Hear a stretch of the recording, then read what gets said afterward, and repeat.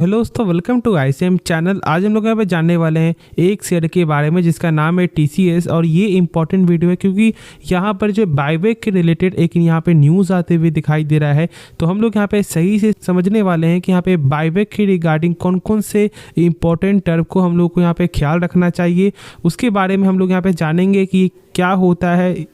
क्योंकि यदि ऐसा यहाँ पे हो सकता है कि बहुत से लोग का ये पहला बायबैक का जो है एक्सपीरियंस यहाँ पे हो सकता है। तो आप इस वीडियो को ज़रूर से अंत तक देखना।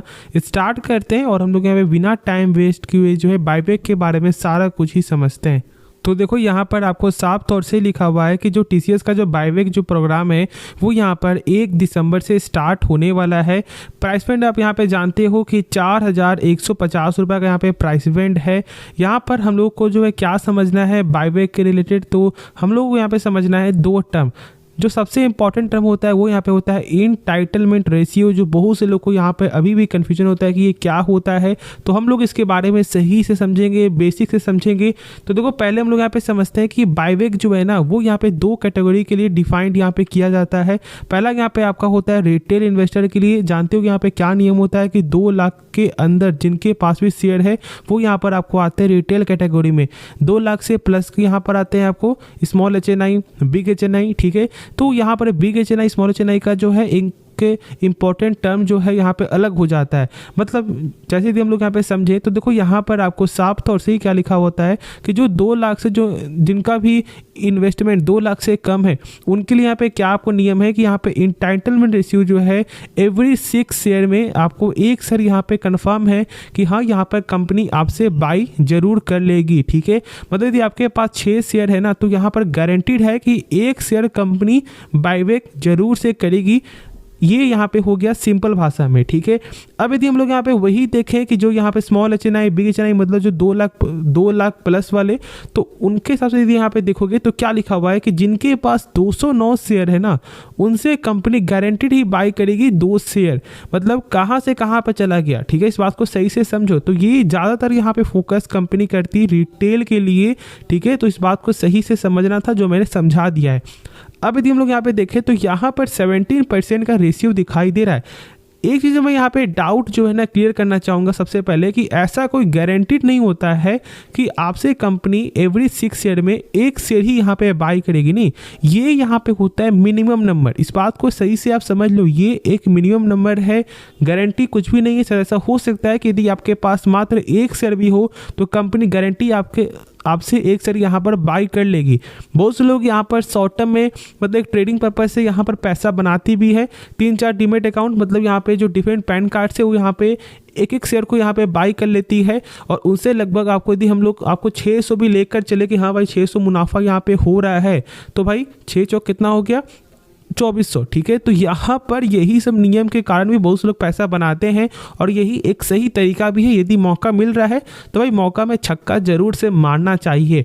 बस यहाँ पर यही एक इम्पॉर्टेंट टर्म था मेरे हिसाब से जो मैंने आपके साथ यहाँ पे शेयर किया है।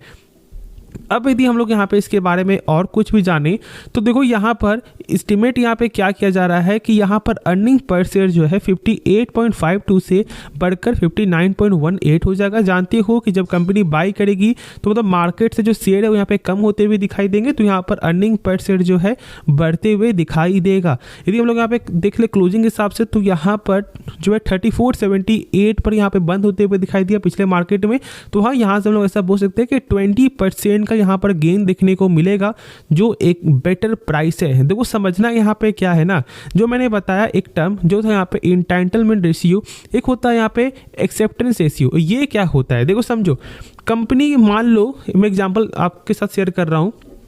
कंपनी भी मान लो कि यहाँ पर ये नियम लगाता है कि हाँ हम लोग यहाँ पे 100 रुपया ही लगाएंगे, ठीक है। और यदि यहाँ पे शेयर का जो है दाम जो चल रहा है वो चल रहा है यहाँ पर 10 रुपया, ठीक है।